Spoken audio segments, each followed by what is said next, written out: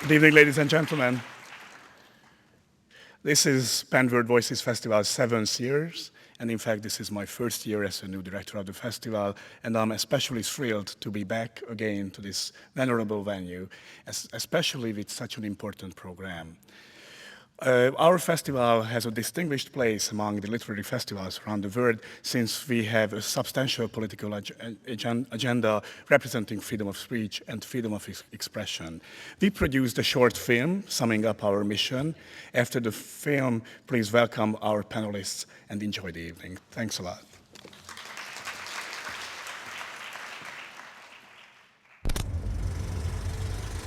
Salome. Salome, dance for me. I pray thee, dance for me. I am sad tonight. Yes, I am passing sad tonight. And do they stand by ignorance? Is that their happy state? The proof of their obedience and their faith? When you were hanged, dissected, stunned with blows and made to row in the galleys, did you always think that everything was for the best in this world? He cried in a whisper at some image, at some vision. He cried out twice, a cry that was no more than a breath. The horror. The horror. Freedom will always find its way. We at Penn are paving this road. Spread the word.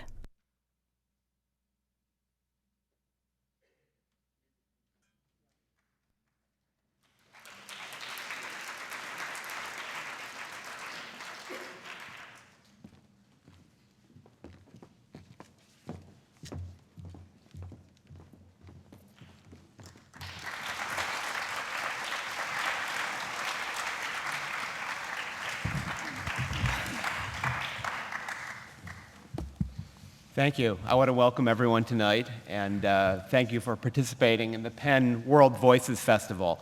My name is Jacob Weisberg, like the previous Jacob, but with a less fancy spelling.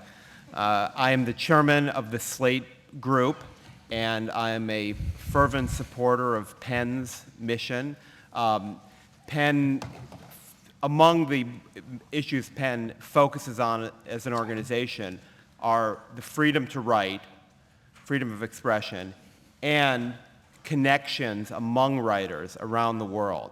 And we have a panel tonight and an event tonight that really brings those two issues together with this distinguished group of writers from around the world, but focusing on significant historical event that reflects in part the lack of freedom of expression in many of the countries in the Arab world.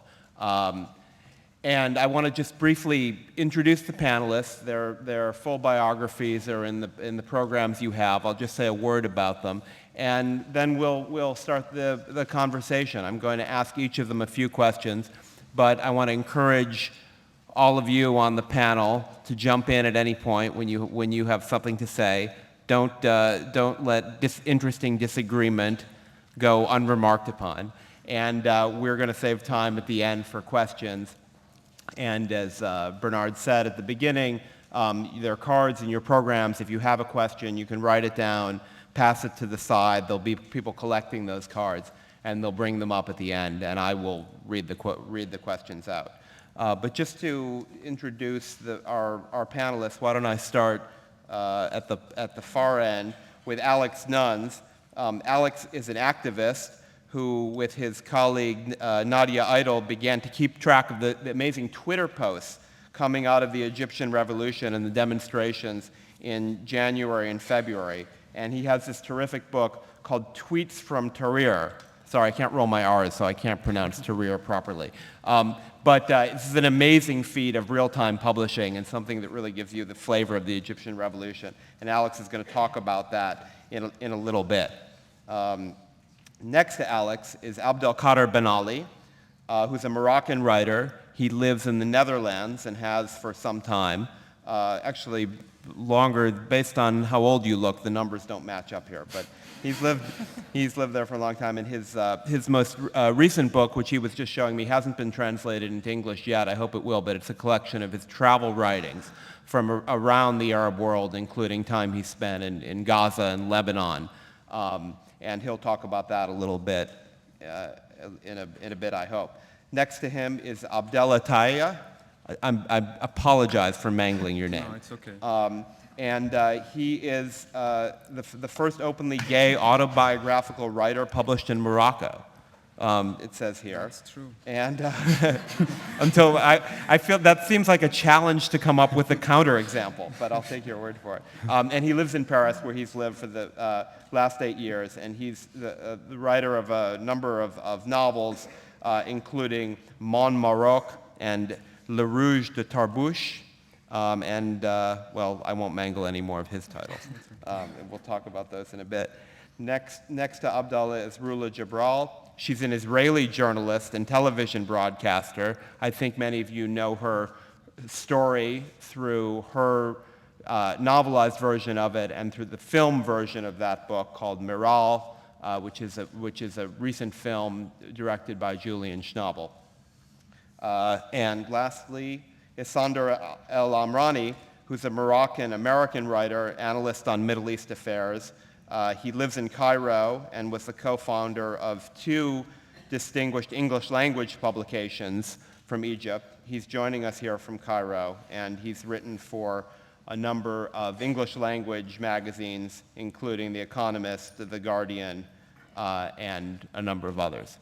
So, to get us started, I want to ask you each, before we get into a kind of maybe more personal discussion about your work and what you think your role as a writer is in relation to events, I want you to ask you to reflect generally on what's happening, what kind of revolution this is. Often, I think many of us in this room, I know I do, try to understand what's happening by historical analogy. And there's this sort of debate you hear sometimes about, is this 1989, a year when a part of the world underwent a political revolution that swept the entire region in Eastern Europe?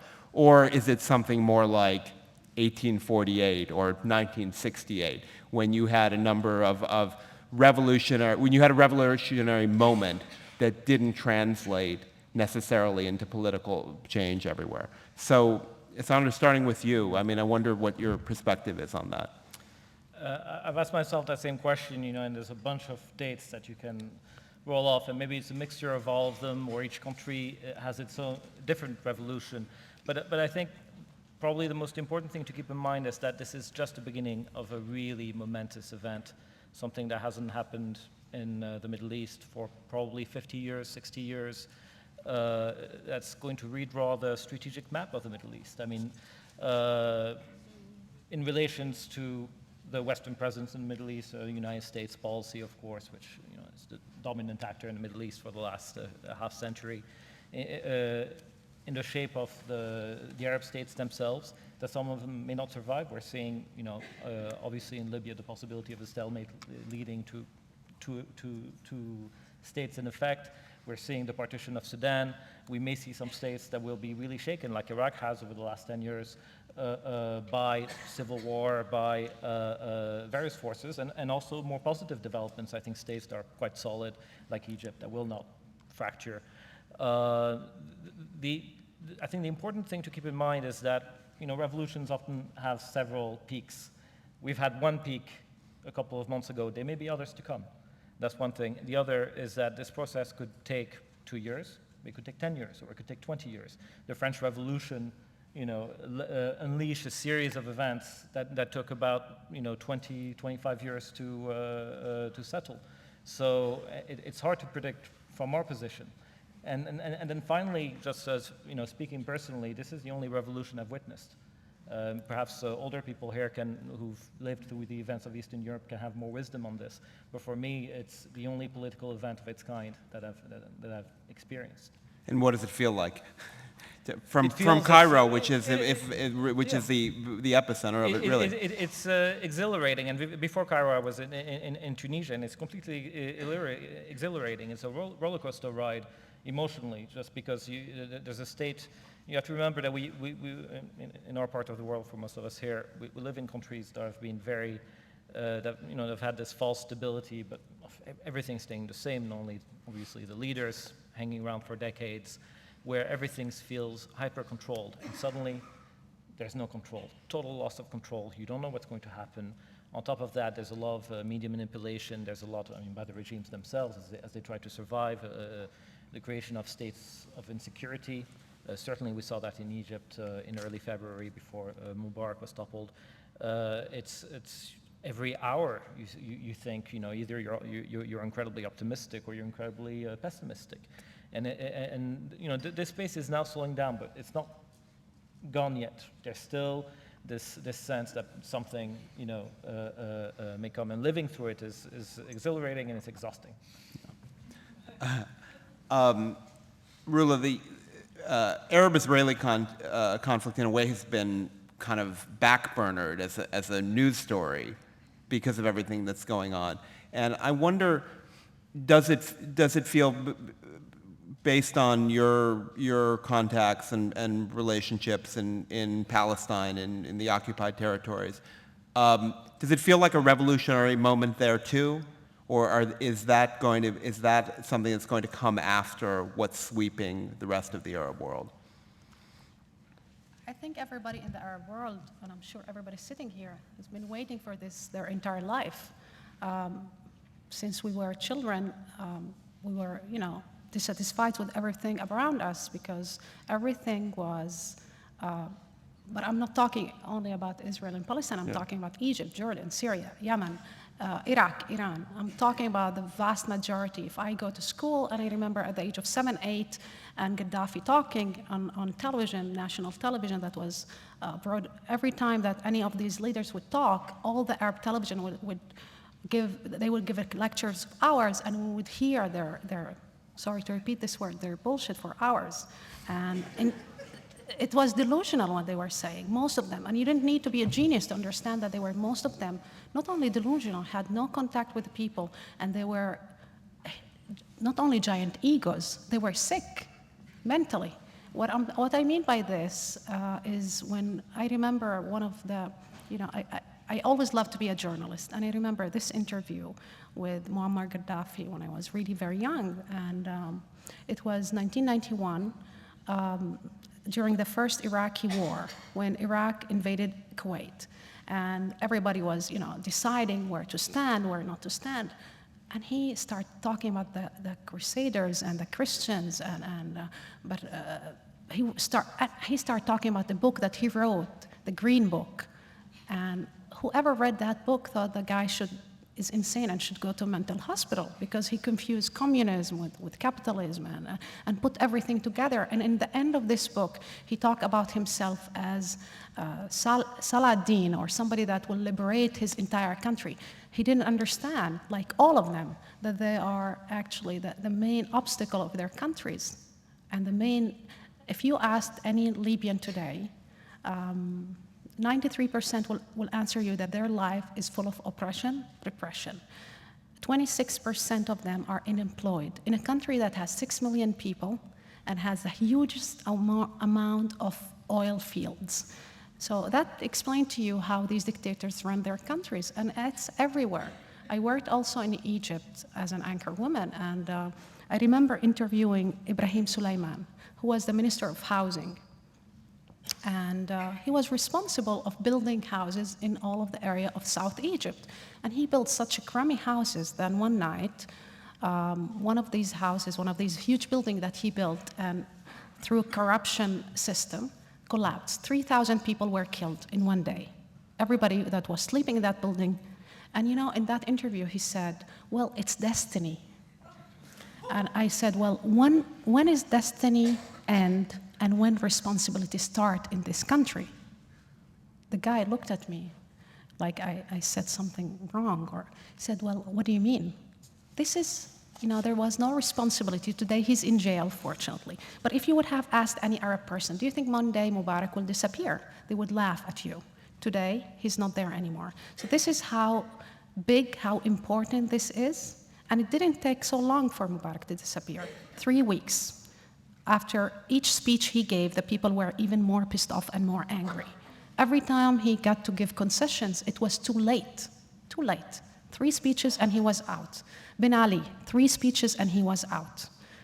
Another guy like the Gaddafi thought, okay, since the speeches doesn't work anymore, the first thing he started doing is shutting down the internets, then sending thugs outside to slaughter people, criticize Al Jazeera, and accuse foreign policies, saying, oh, foreign policies are the one that are manipulating the public opinion and doing all of this. Then he started paying people in Benghazi and Tripoli so they can go in the street and say how much they love him.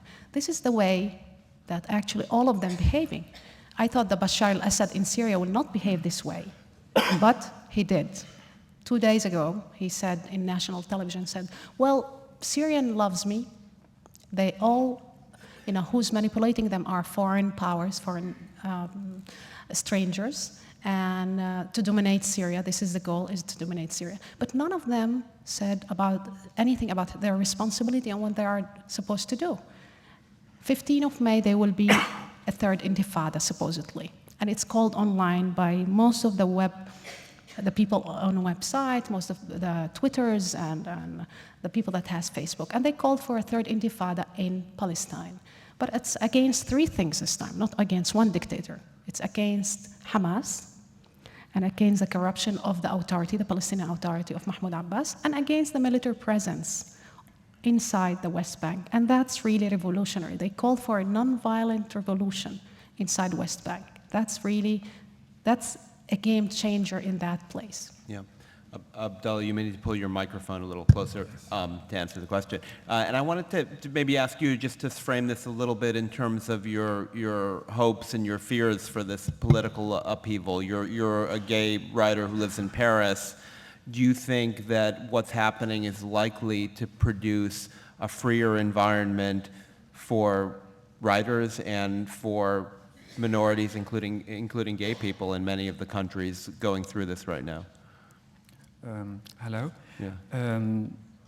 I think the French companies for cell phones owe me so much money because since the Arab Revolution started in December, I haven't been so much in touch with my family in Morocco. I am constantly on the phone calling them, my sisters, my brothers, and even my nephews and nieces who are 8, 10, 12, or 25, something like that.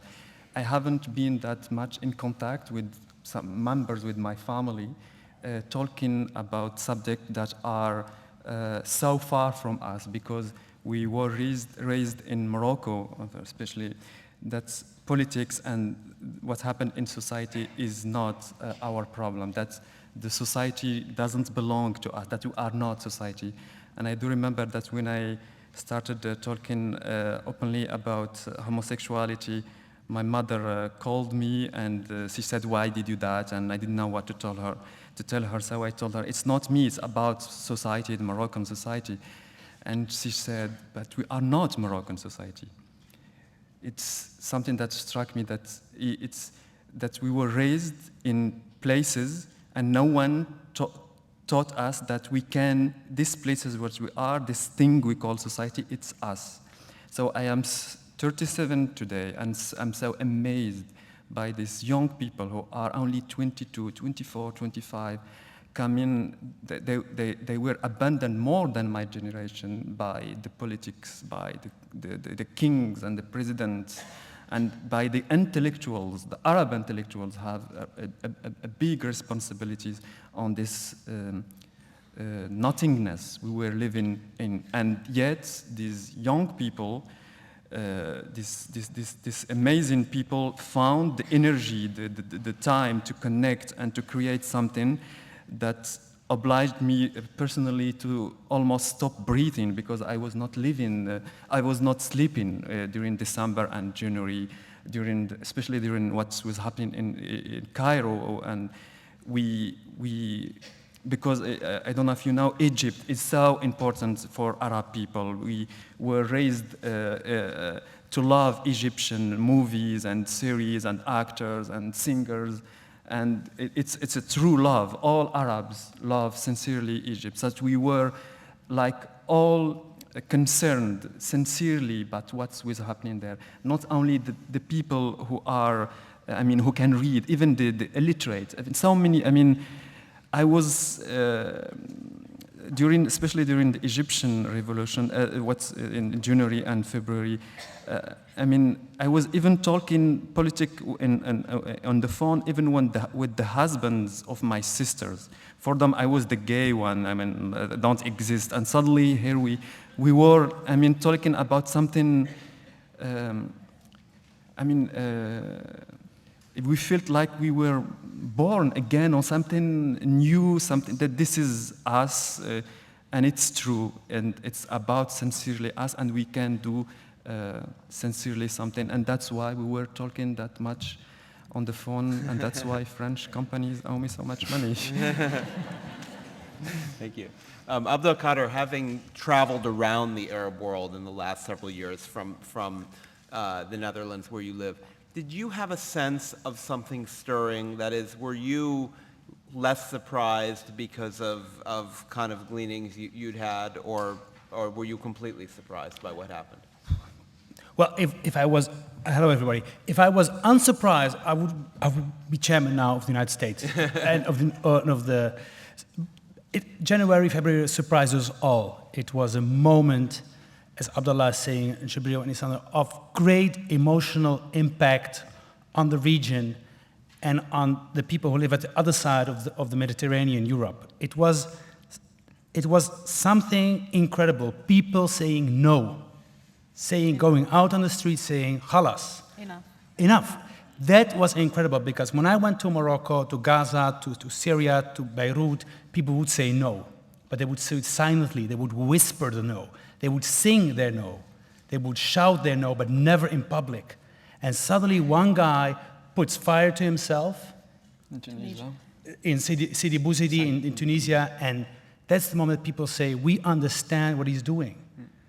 There is no way back anymore. Enough is enough. And when I traveled to Morocco as a young child, and Lebanon in the 90s, and the latest years, I was thinking, where are the intellectuals, as you say? Why is everybody busy being angry, but nobody's doing anything? And that suddenly you have in Tunisia these people going in the street saying, enough is enough. It surprised me a lot. And why this is, I think it is a combination of a lot of things. I think we have to thank the European Union for this. Because they started doing these deals with Libya and Egypt and Morocco about not letting immigrants go out of African shores, stopping them from migrating to Europe. So young people understood, we're stuck. We have to do it in our own country. There is no exile opinion anymore. We have to go away. We cannot leave the country. And then something else, we have to thank good education. We have to thank Al Jazeera. Absolutely. I mean, I'm very critical on them, but this they did very well. I have to thank the young men and women of Tunis. I've been to Tunis in 1994. It was the worst police state I've ever been in. 3 out of 5 people were paid by the secret police. I'm called Ben Ali. I'm no family of the former president. But to give you an example of Absurdistan, of how absurd Tunisia was in 2004, I was interviewed by a journalist for the national television, and she told me, we want to do an interview on you in Arabic. My Arabic was not good at that time. I said, can we do it in French? She said, no, c'est pas possible. It's not possible. I said, why not? She said, we cannot interview a Ben Ali who does not speak Arabic. I was like, where am I? She said, Tunisia, welcome. Enjoy the sun. So there was a tipping point but it surprised us all. And I'm a writer. I write novels. People in the Tahrir Square, sorry, I'm going to Dutch. It always happens when I'm becoming passionate about things. Said no. They said no. They said, we own this narrative. The narrative of today is not the language of the oppressors, is not the language of Mubarak. Because what these powers were doing, they were corrupting language, they were killing language, they were killing any sincere way of communicating with themselves. And the people, they smelled it. They just smelled the rottenness in Denmark. And the people said, no, the square is ours. From now on, we come back to the square and we tell our own story. And I think this is what's happening the last weeks and what is continuing to happen in the rest of the region for, as Isander says, a very long period. Very long period. It's not over in 2011. So Alex, you have no apparent Arab background, unlike the other members of the panel, yet you got excited enough about what was going on to produce this book of the Twitter activity from Tahrir Square, from the Egyptian Revolution. Just tell me a little bit about your relationship to this event. Sure, well, as you say, I'm not an Arab, I'm just an English guy. But I think the way that the revolutions in Tunisia and Egypt and the ones that are still going on inspired me was quite profound and also very personal. And I think a lot of people around the world, I'm sure in here too, feel the same. And part of that is because the activists in these countries were tweeting and using Facebook and getting on the media and Al Jazeera and the 24-hour news channels. So we could hear directly from them. So unlike other Arab uprisings in the past, which have been suppressed and no one in the West even noticed, this time we heard directly from the characters involved and it became personal to us. So my involvement in the book came from the fact that one of my friends is an Egyptian. She lives in London. She went back to Tahrir Square during the revolution and was there when Mubarak fell. And I know her and I knew other Egyptian activists who I was following on Twitter. And I was watching, obviously like everybody, I was watching the coverage on the news.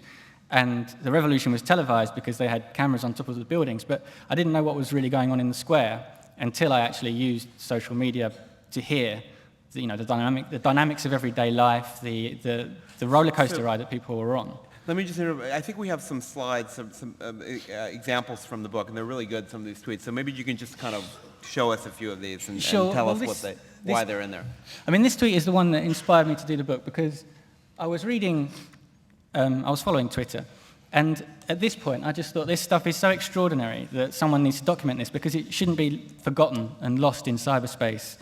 These tweets are historically important. This tweet is from Gigi Ibrahim, who, if you watch The Daily Show with Jon Stewart, she was on Monday, so you may recognize her. She was the guest.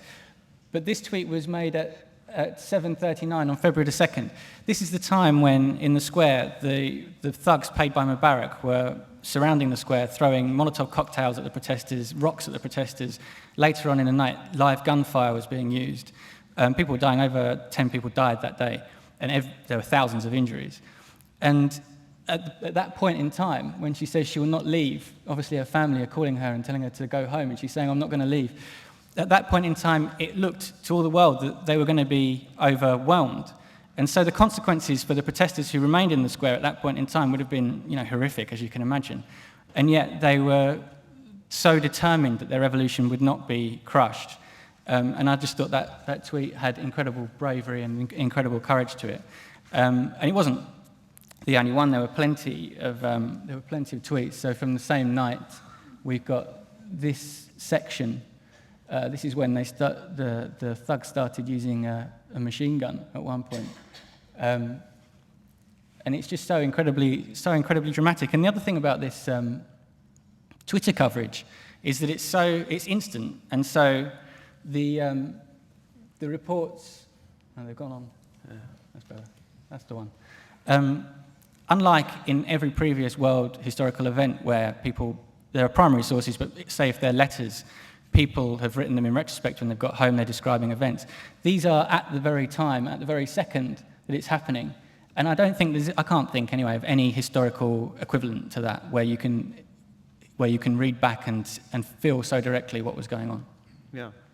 Sandra, let me ask you this sort of, and as I said, please feel free to jump in at any point, but Abdullah was talking very movingly about his sense of connection to society, which he grew up in a way not feeling a part of. You are a scholarly writer. I just read this very good piece you did in I think the most recent issue of the London Review of Books about Libya, where you explain sort of tribal dimension to the conflict and analyze it in this sort of very rigorous academic way. But I wonder if you feel a different kind of responsibility or a different role in relation to events now that this is happening than you have previously as a journalist? Well, the first thing, of course, is that, and this is, whether it's people like myself who are part Arab and have an emotional connection to their country, or even because there is something, what the revolution has shown is that there is a pan-Arab sentiment. It's not the pan-Arabism of the 1960s, it's not this revolutionary political thing, but there is a pan-Arab sentiment. That's why the revolution spread so quickly, because that exists. But frankly, even, I remember going to Tahrir Square with my friend Charles Levinson, who's American, for a journalist for the Wall Street Journal, and he was, shouting the slogans and things like that. And people, and other journalists were saying, "Charles, should you do this? Is this?" He was kidding around, but it is incredibly infectious. This enthusiasm. I mean, you want the good guys to win, obviously. When you're writing about it, you try to keep your distance. But in Egypt, for me, a lot of the people. I think of my, I always think back of my Egyptian friend Hossam Hamalawi, who used to blog on my website, now has his own website, arabawi.net, who's a leftist activist. I remember one of the many events that cumulatively led to the revolt in Egypt. The day of the invasion of Iraq, we were in Medan Tahrir, actually, and he was coming with me as a journalist to cover the protests against the invasion of Iraq in 2003. And he was arrested right there because he was a listed activist. He spent the next 3 days in prison, and he was tortured. He was subsequently became one of the leading, activists that participated, one of the hundreds of activists who participated in recent events in Egypt, and this question of professional distance has become a little moot to me. I mean, you tell the truth. That's your obligation as a reporter, as an analyst. You try not to spin things, and you try to be as accurate as you can with the information you have. But I think part of what we do, and that can be as literary writers or I think as nonfiction writers, journalists, you have to convey the emotion. If you don't convey the emotion, I mean, not only you won't read well and it'll fall flat and you're at a terrible junket, but it's you have to convey the what's at stake, what's important to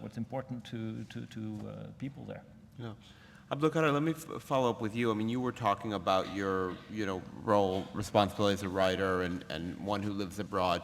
Surely, part of you thinks about the bad history of writers in revolution.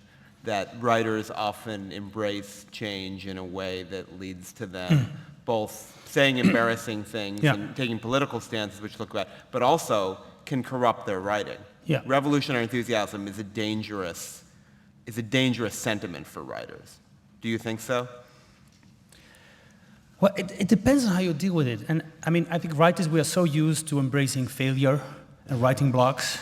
That when we can embrace a revolution from time to time, it's great, and they don't happen every week. You can have a writing block every week, but you cannot have a revolution every month. So and this one is important for me because I grew up in a Moroccan Berber household, listening to Fayrouz, listening to Kulthum, watching the First Gulf War, and seeing my father getting depressed over the years over what was happening in the Arab world, and he was very engaged with it, looking at the Palestinian-Israeli conflict, all kinds of things, and he was becoming more and more grumpy, and suddenly, one day, a couple of months ago, he called me up and he said, I'm living in Amsterdam, he's living in Rotterdam, for personal reasons, and he called me up and he said, "Are you coming home to watch television with me?" And it was, my father never communicated in such a way before. So, and when my father, and I know he's a very critical person, when my father calls me to ask me to come home, it's more than just a revolution. It's something changing in the mentality of people. And this is going to have big consequences. But I think, for me, the breaking moment of going to the Arab world and looking at independent voices, people speak truth to power, who are independent and who are fighting with objectivity, who are fighting with subjectivity, who are fighting with oppression, who are fighting with censorship, came after 9/11. 9/11 happened. It was so incredibly, had such an impact on my living in Netherlands, in Amsterdam, as a young Moroccan. My neighbor came to me on the 10th of 11. The first thing she said to me, there was a military plane circling above our house, she was saying, "Do you people do not know empathy?"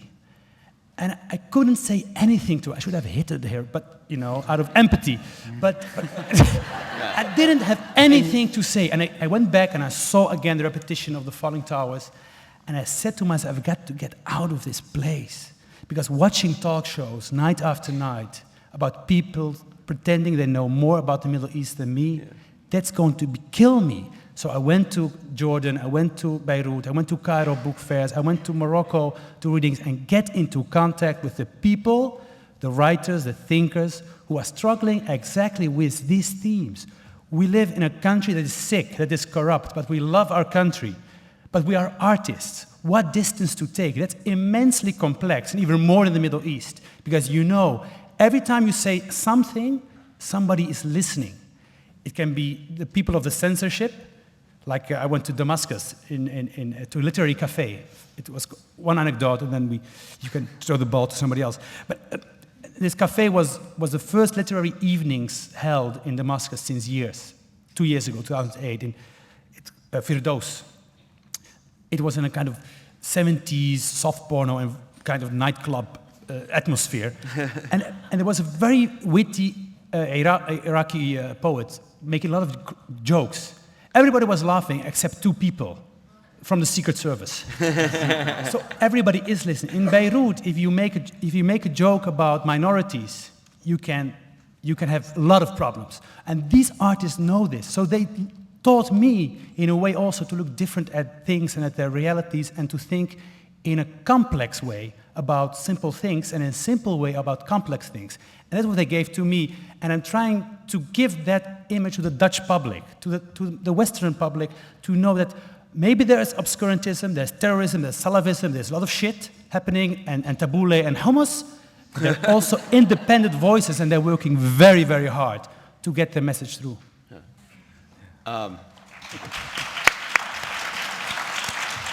This is for my friends over there. Thanks. Abdullah, I saw you nodding along to some of that. I mean, while this, freedom's been breaking out in places in the Arab world, Paris has banned the veil. I mean, you're living in a country where tolerance does not seem to be increasing. Well, before to talk about the veil, it's not the veil, it's the burqa. The full. Yeah, but still, it's a shame for France. I mean, Arab world was having real revolution, and France was talking about maybe 200 women putting burqa. But before to start up, I want to say something that has a connection with what Abdel Qadir just said. Al Jazeera, a channel. I'm not really fond of this channel, but I have to admit, like you, that they did really great job to bring to Arab world what's really happening in Egypt and even now in Syria and Yemen, etc. So in January, it was in the middle of the night, and I was not in the middle, at the end of the day, I was watching constantly, and suddenly an artist from Place Tahrir called. And this artist, I know you know her maybe, Shirihan. Of course. Shirihan, I don't know, you don't know her, Shirihan, but for us, Shirihan is something, she's a movie star.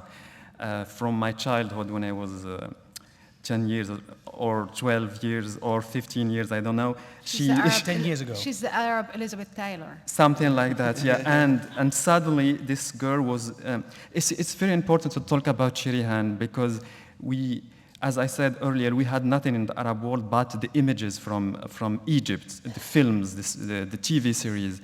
And for me, for a long time, the images of freedom are these actresses, these women. You don't know them here, Nadia Lotfi, Tahaya Karyuka, Hind Rostom, and they were really free because they were free with their bodies, they were dancing, and they were acting and showing their nudity, if I might say. And you should have brought slides too. Yeah. And we all loved them, and the society had this hypocrite attitude with them because they considered them, especially the actresses, as sluts, as prostitutes.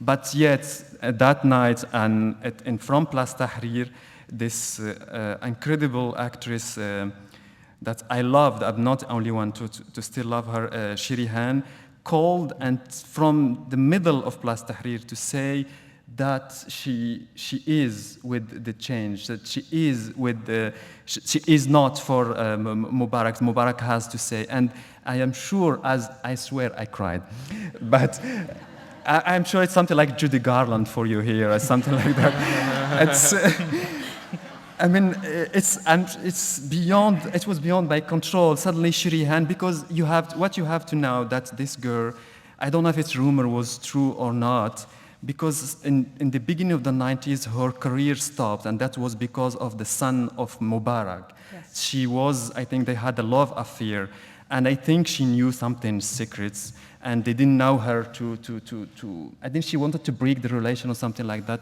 So they said, put دفعها من الفوق.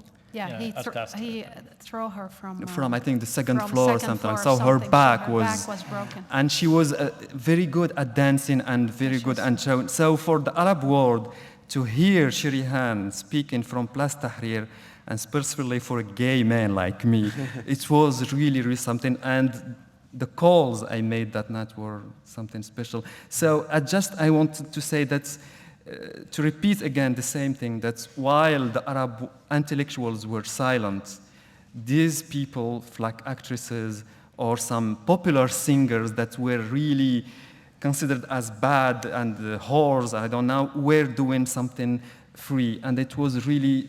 the only space of freedom, actually, it was acting, singing, and that's why they were considered dangerous. What the Secret Service did in Egypt and many other countries is to listen to their conversation and to follow them with, send them people like businessmen, whatever, and tape them and take their sex tapes and picture them nude in all kind of way, and then to present them file and say, okay, so where are you standing? Which side you are standing? And one of them who I really liked and adored was Yusra. Actually, she spoke pro-Mubarak twice, and everybody was surprised. But the people that know the truth knows that she was threatened so many times, and they have so many files, dossiers on her about her family, her brothers, her mother, and this is the method that they used, the regime used against intellectuals. If you noticed, all of us live abroad. You have no choice. He lives in Holland, Paris. I live in New York. And you live half in Morocco, but you're American. For Arab intellectual journalists, writers, you have no choice. Disappear, be in jail, or leave. These are the choices. And when I say that you have no choice, I'm talking about 100% of them. Yes, they were absent, most of them, because most of them were either in prison or dead or abroad. So we watched our countries from abroad. We talk about it. And the prejudice it was very hard. He's right, Abdul Qadir. It was very hard to talk about our countries after September 11. I am Palestinian. He said Israeli, but the truth, I'm Palestinian. So I remember when I was hired in my TV station in Italy for the first time as an anchor woman, the responsible of the TV station, my director asked me, can you please say that you are Italo-Palestinian? Which I am. And I said, yes, but what is the problem? He said, it will sound less harder on the ear. And I'm saying this in the 92nd Street. Why? Because I know how delicate this subject matter and this issue is. But the truth, the prejudice against us, we had to fight our regimes, but we have to, abroad, we had to fight the prejudice, the discrimination, and we had to fight something stronger. The idea that is in the head of the majority of the people in this room and in this country before Tahrir Square, that most of us were not liberal, that we beat our women, that we marry more than once, whatever, and we are terrorists. That if we are not terrorists, we are potential terrorists. This idea starts changing with Tahrir Square. So I really would like to thank these women and men that stood for 3 weeks asking for freedom, dignity, and asking for change and a better life. They convinced all of us that we have the right for that, but I think they changed somehow the opinion in the Western world.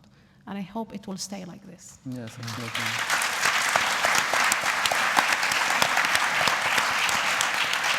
Sander, go ahead. If I may just interject two quick points with regard to what Abdullah said about la trahison des clercs, the betrayal of the intellectuals. I think it's a little bit unfair. First, you're an example of an intellectual, right? A novelist is an intellectual who was not silent. I think there are others. The other thing is that I think is important to convey is the sense to the degree to which until recently, and actually it's not just suddenly after January, February, suddenly room for debate open, but really in the last 5-6 years, how much has changed? Actually, thanks to people like you. I spent last summer in Morocco. I interviewed a young man who was one of the editors of Mythly, which is an underground gay magazine in Morocco, the first gay magazine that Morocco has ever had. Samir. It's made. Samir Bargashi. Yeah. That's his name.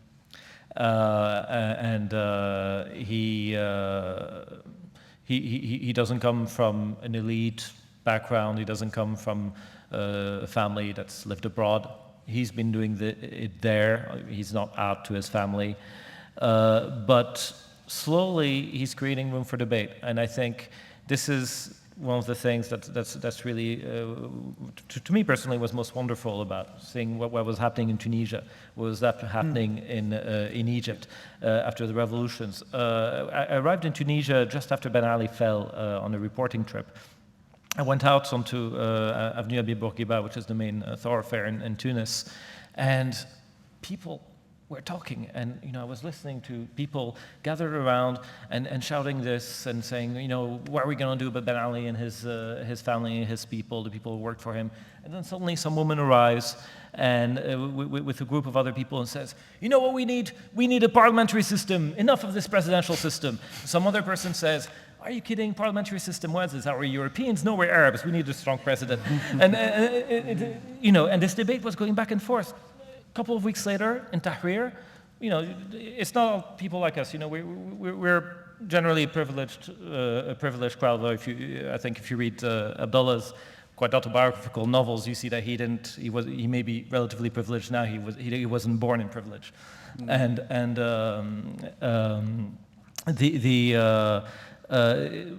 it's easy for us to as representatives of a fairly secular elites to talk. But what I saw in Tahrir is people who barely had shoes, who had come on a third-class train from 500 kilometers down in southern Egypt and said, I'm staying here, unemployed peasants, uneducated, dirty, sleeping on the streets.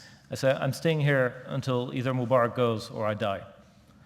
I saw also bearded Islamists, the kind of classic caricature of an Islamist, participating alongside a woman trading food, alongside Christians in the protests. And really, in a sense, what we've had is suddenly this gasp of fresh air, where people feel they can have a conversation. It's not going to be fantastic overnight. Suddenly, we're not going to be, it's going to take generations, just like it did here, for instance, the family of a gay man to accept his homosexuality and accept his gay identity. That's not going to happen just like that. And a lot of other things, women's rights, the role of religion. The debate is very heated. It's going to be heated for a long time. But the conversation is now possible. The conversation wasn't really possible before because the public space wasn't there for us to have the conversation in. The process started, I think, when he talks about homosexuality, whatever. What happened in Palestine in the first Intifada in 1987 is actually women and men start together to go in the streets and manifest, and protest, and there's this space of, women should be at home, or should be, when they come at 3 o'clock in the morning to arrest somebody, she would go out with her underwears just to stop the arresting of her son, of her cousin, whatever. I saw this in Tahrir Square, and I was shocked in a beautiful way, because when I went to Egypt and I worked there, most women were veiled.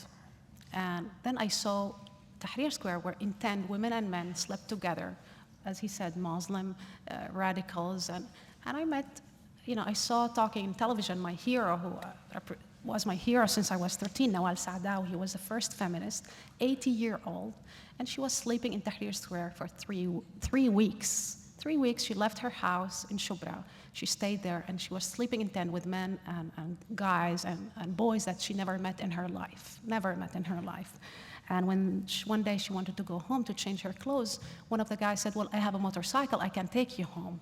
And she was in the middle, and 2 guys were taking her home. There was something about, it was not about gender.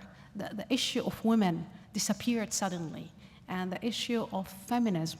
And when I talked to Nawal Saadawi, I told her, what you are doing there as a feminist. She said, feminism is everything. It's political justice, it's economic justice, it's sexual justice, it's everything and more.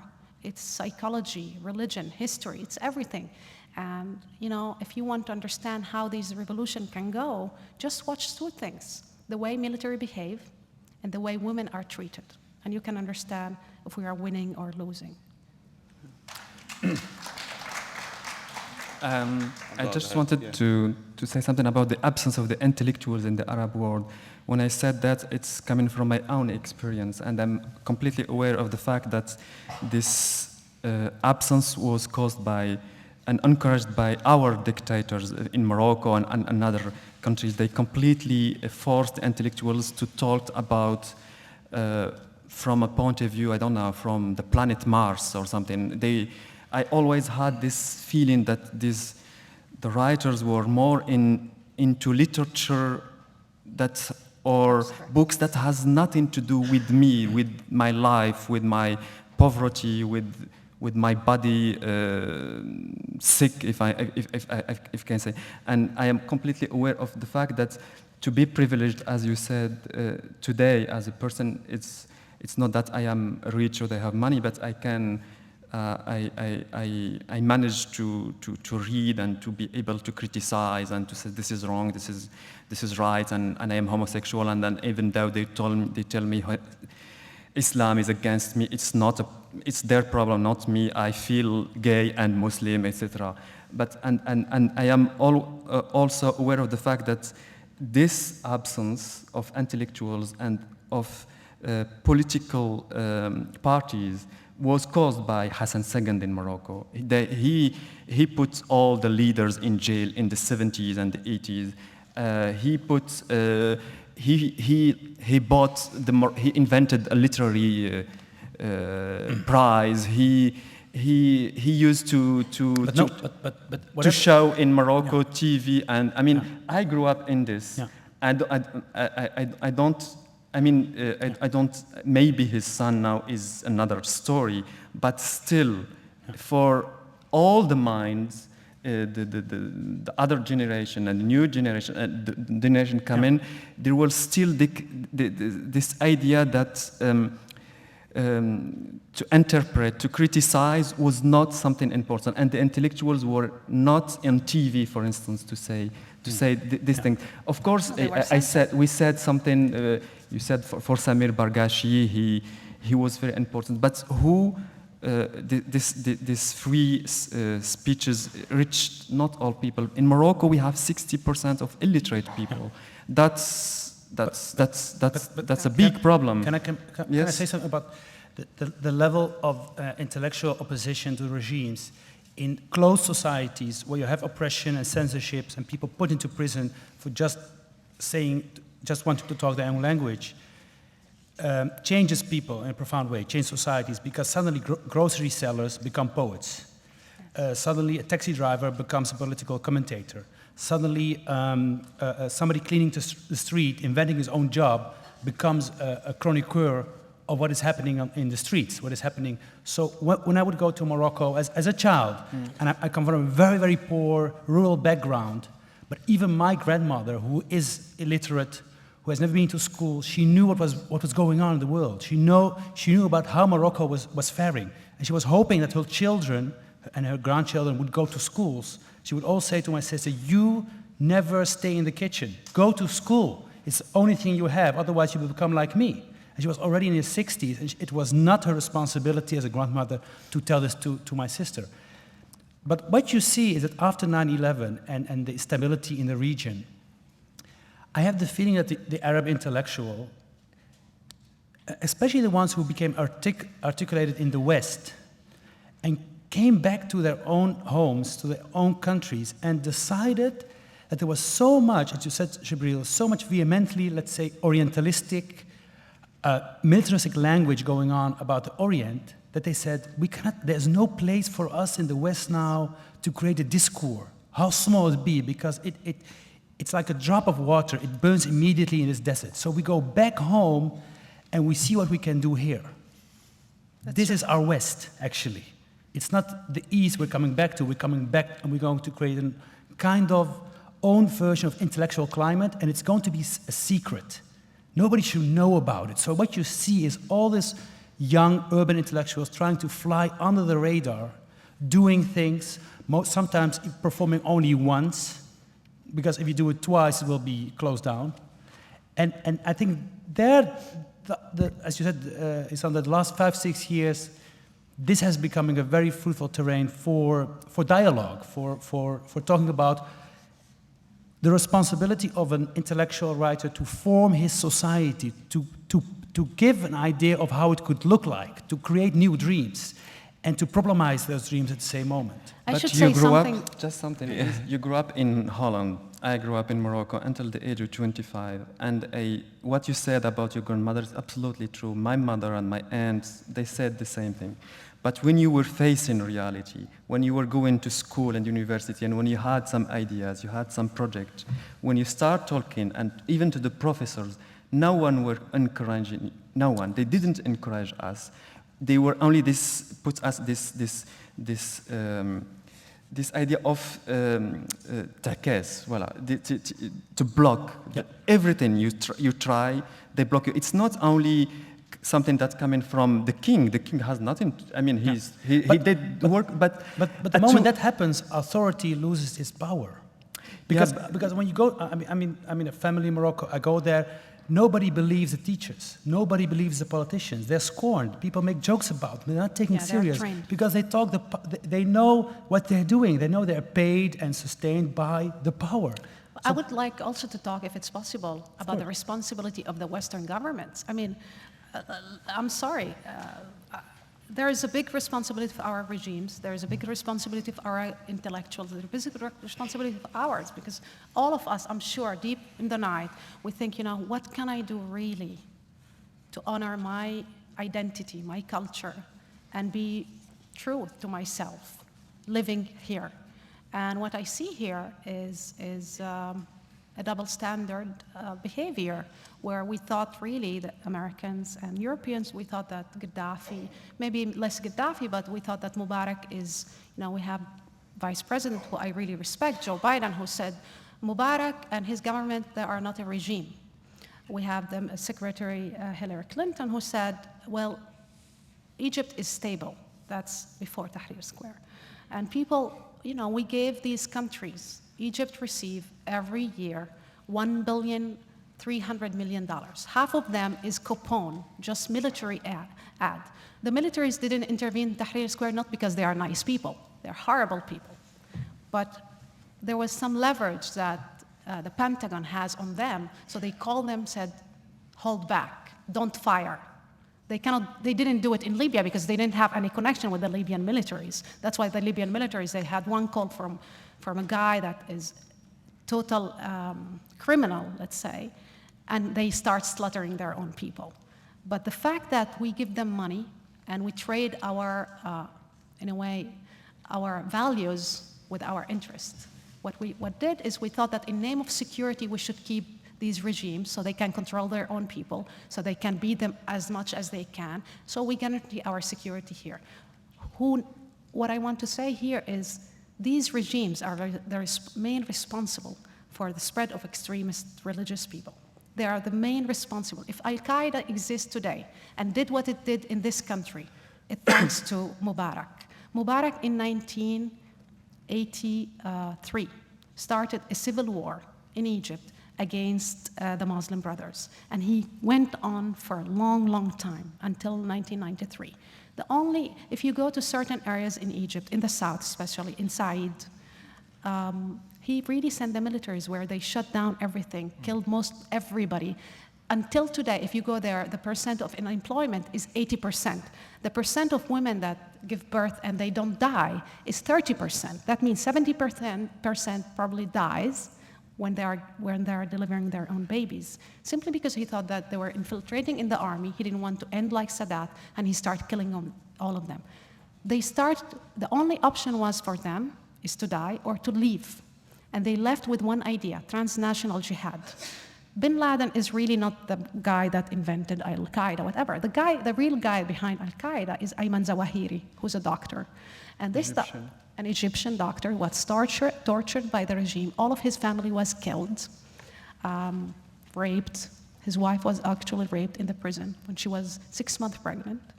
And nobody tells these things, but the truth is this guy left with, and when you oppress people so much, it becomes like a dynamite, diamond, sorry, like a diamond, so solid. So they left and they start building a very radical ideology around Islam and start this idea of Al-Qaeda. But if you think of all of these dictators, they all did the same. Syria, when the first protesters in a small city called Hama started in 1982, Assad sent his military and they slaughtered 20,000 people in 3 days. 20,000 people, they were killed. This is the systematic method that the regime would use. And the behavior of, if you ask people in the Middle East today, what do you think of America? They will tell you, you know what? We respect President Obama. We love what they are doing in Libya. For the first time, I know that everybody was allergic towards any military intervention after the Iraqi war because it was wrong. But for the first time, you saw Libyans, regular people asking you know what? Come please and help us. And I should say that whatever President Obama is doing, he did a great thing by doing what he did in Libya for one reason, because it took the world 3 months and a half to intervene in Kosovo. 3 months and a half, a long time. Milosevic and his troops slaughtered almost, let's say, thousands and thousands of people. It didn't take so long to intervene in Libya. It took the world 3 weeks to intervene, and that's a huge thing. And for the first time, it's a humanitarian intervention. So this conversation is so good that I've achieved the moderator's goal, which is to become superfluous. But I want to get a couple of questions in, and you've actually been answering all of the questions, but without responding to them directly. So let me just throw a few of these out, and we can continue a little bit. The first one I have here asks, it says, revolutions can be completely crushed by military force. In which countries will the forces of oppression prevail? Alex, why don't I bring you back into the conversation? I mean, where are you, when looking around, where are you pessimistic? Well, Libya, for one. I mean, I think the situation in Libya is that the army, Gaddafi has depleted the army so much because he was worried about a coup that it's not a professional institution, unlike Egypt. In Egypt, the army actually had its own interests. The reason why they didn't shoot on protesters even when Mubarak told them to wasn't, as Rula said, wasn't because they were nice guys. It's because at that point they decided that wasn't in their best interest. The Egyptian army is a huge institution with massive economic assets throughout the country. It owns huge amounts of land and developments. A lot of the US aid goes into making the top brass of the Egyptian military very, very rich. So that was really the background to why the Egyptian military didn't do that. Obviously, a revolution is far, far harder if you have the army against you. And it's impossible to tell what will happen in certain countries, whether that will creak and break or not. I don't think there's much point in really trying to predict. But it is certainly a crucial factor. Just to follow on from what Rula said about the role of Western governments, I think, and actually to come back to your opening question about whether this is 1848 or whether this is 1989. Obviously, the real answer is it's 2011. But what we're witnessing is, the scale of what we're witnessing is, in my opinion, the crumbling of the oil economy, of the geostrategic situation which is sustaining oil economy since the Second World War. In fact, since before the Second World War. It was the British Empire before the Second World War. But all the bases that ring the Middle East, the military bases, and all the attention that Western powers put into that region is obviously because of the massive energy resources which which are there, but that's why we don't spend our time invading Outer Mongolia, because there's nothing there. And those energy resources were protected by this system which has been in place since the Second World War, which has relied on these dictators. And the fundamental feature of that is that Arab public opinion didn't count whatsoever. You had these dictators in place, you were friends, you had power over them, you could give them aid, you could manipulate them, but you didn't have to listen to Arab people. The legacy of the Egyptian Revolution, Tunisian Revolution too, but especially the Egyptian Revolution, is that for the first time ever, Arab public opinion now counts. So, for example, when America is calculating where it should place its troops, it has to think, well, what do normal Arab people think about what we're going to do? And that's a huge change, which will have consequences which will resonate for decades, probably centuries. Okay, Sandra, so respond to what Rula said about Libya and answer this question about what role, if any, WikiLeaks revelations played in the events happening now. You can do them separately. You don't have to knit them together. I'll address WikiLeaks first. I personally don't like the idea that these are WikiLeaks revolutions or Twitter revolutions or Facebook revolutions or so on. But obviously, various social media, the internet played an important role. I think the revelations that came in late in mid-December, I believe, for instance, on the corruption of Ben Ali's family in Tunisia, did have an impact, because these are things you cannot discuss in Tunisia, but they were published across the world. So if you want to, there's a moment when the imbalance between the accepted reality at home and the reality that everyone knows outside, it becomes too great that you can't hold it together anymore. These contradictions. So WikiLeaks, I think, did reveal a lot of the tawdry, petty details of the way these dictatorships were run. I think Morocco, right now in Morocco, there's no revolution of the kind that took place in Egypt or Tunisia or is taking place in Syria, because the king has already conceded constitutional reforms. We don't really know the content of these reforms, but he's bought himself some time. He's bought himself 6 months, 3 to 6 months. And part of that became, and a lot of the movement is about economic mismanagement, is about the king and the royal family's role in the national economy. That came out also. People knew about these things, but when it came out in WikiLeaks, and you see it in the New York Times, and you see it in various international publications that are accessible in Morocco, because Morocco doesn't ban the internet to the extent that Tunisia did, for instance. You can't ignore these things anymore. You can't pretend they don't exist. A lot of the mentality beforehand, I think, was that there was a semi-hysteric state of mind where reality is this, but you pretend it's this, and everyone goes along. And it came to a point where you couldn't go along anymore. You had to break.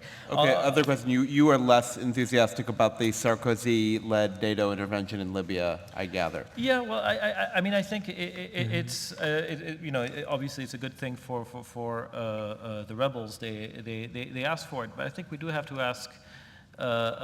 We can't just assume. I reluctantly support the intervention, just to be on the record. And there's a debate. If you go to my blog, there's a debate about this, and there's other people on my blog coming in favor. I was asking a lot of questions.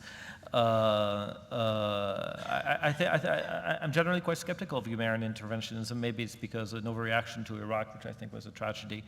I think also that you have to think of this from the perspective of the countries that are doing the heavy lifting, which is the Europeans and the Americans. Can America really be afforded to open a new conflict now? I'm not surprised that President Obama has decided to take a back seat, relatively speaking, and let the French and British and Italians lead. It's quite. It's part of why I talk in my article in the London Review of Books, is that you have to be conscious. The decision to intervene took place when it looked, Tunisia and Egypt had just fallen, and it looked like Libya was the low-hanging fruit. It turned out Gaddafi was actually much more capable of regrouping, and it's been a stalemate ever since, a stalemate that could continue into a 10-year civil war. We don't know where it's headed. I'm not very comfortable with the idea of the United States or any other country playing God in the affairs of other states. And you have to, not all of the revolutions are going to be as rosy as the one I mean, although they weren't rosy in Tunisia. I think at least 72 people died in Egypt. The death toll is 850. Others may take Syria may be much higher. Yeah, Syria may be much higher. I mean, they kill 100 in a single day. I think a couple of days ago. We have to be prepared that some of the next revolutions will be much tougher, will be much bloodier, may create failed states. We've had a very happy picture, a very TV-friendly picture so far. It's going to be, I think, much more painful in some respects in the next few years. I'm sorry, I don't agree, and for one reason. Traveling in the area and seeing the way people reacted to this. Well, obviously everybody watching, especially dictators, what was going on. So if we would let Gaddafi stay the way he is, humiliate everybody else, it would lead to one sign. It will give one sign to the rest of the dictators. Mubarak was wrong leaving so early. The only way to handle any revolution is by slaughtering your own people. That was the message if we would have let somebody like Gaddafi stay at his place. And for the first time, the American government was received as somebody that their values and their interests correspond to each other, and they intervene not only because for no reason, but after a United Nations resolution. The United Nations resolution 1973 speaks clearly to create a non-fly zone and protect the civilians. Protect the civilians. And it's the first United Nations resolution that legalized, it's right, that intervention was right, was legal, and was necessary. And I have a feeling, not only a feeling, I am sure that Assad is watching very carefully. Bahrain is watching very carefully. And even the numbers of the dead people around is not so high because I think inside of them they know that if they go so far, something else might happen. And I feel that whatever we think is, I understand that the intervention in Iraq burned everybody, and everybody think that, just another intervention is too chaotic and too dangerous. But you know what? There was no choice.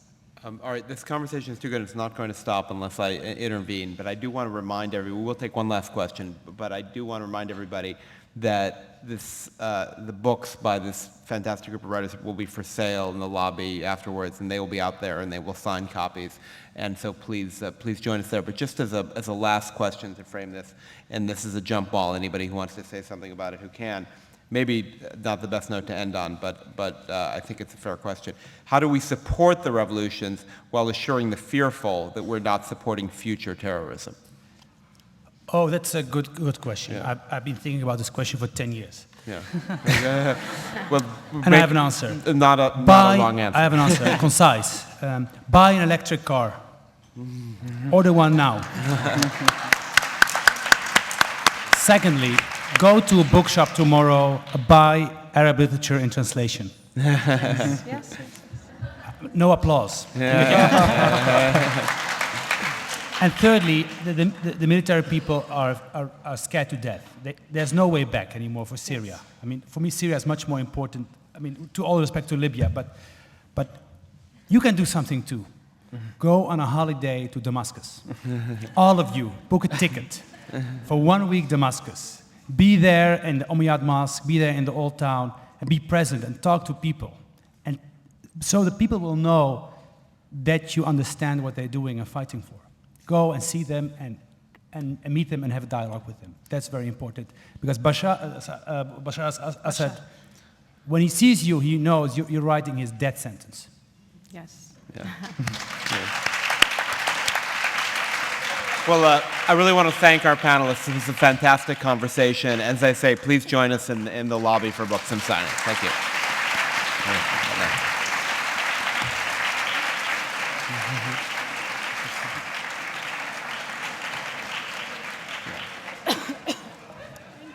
Thank you.